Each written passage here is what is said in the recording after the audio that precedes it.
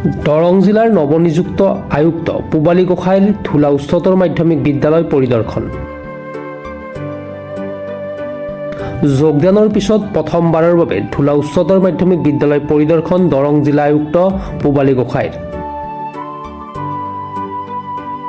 লগত উপস্থিত থাকে মঙলদৈৰ বিধায়ক বসন্ত দাস, দলগাঁও সমজিলা আয়ুক্ত অজিত কলিতা, যুৱনেতা এবাবদুল্লা হক। বিদ্যালয়খন পৰিদৰ্শন কৰি সন্তুষ্টি প্ৰকাশ আয়ুক্তগৰাকীৰ।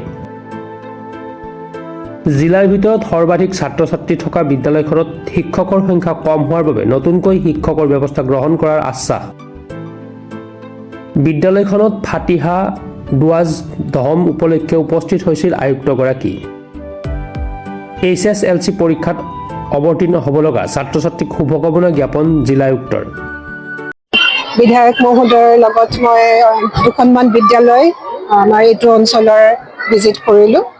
তাৰ লগতে এখন বিদ্যালয়লৈ আহিলোঁ, ধুলা উচ্চতৰ মাধ্যমিক বিদ্যালয়।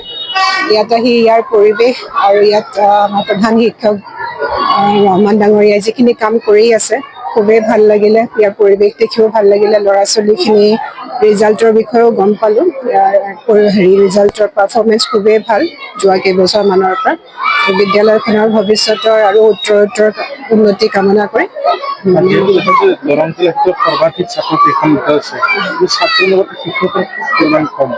সেইটো মই আজি গম পাইছোঁ।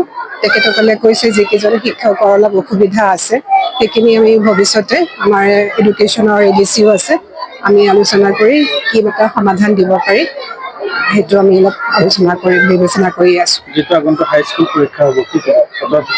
ছাত্ৰ ছাত্ৰী গোটেইখিনি যিখিনি আমাৰ পৰীক্ষাৰ্থী তেওঁলোকলৈ মই শুভকামনা যাচিছোঁ। চবেই যাতে ভালকৈ পৰীক্ষা দিয়ে, সুস্থ পৰিৱেশত যাতে পৰীক্ষাটো সমাপন হয়, তেওঁলোকৰ ভৱিষ্যত যাতে ভাল হয় সেয়া কামনা কৰোঁ। ধন্যবাদ। দৰঙৰ পৰা ফাৰুক আব্দুল্লাৰ ৰিপৰ্ট, প্ৰাতঃ টাইম ডিজিটেল।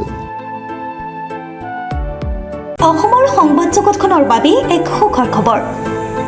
আপোচবিহীন ৰাইজৰ কণ্ঠ সাপ্তাহিক কবচ পুনৰ এবাৰ অসমৰ ৰাইজৰ মাজলৈ।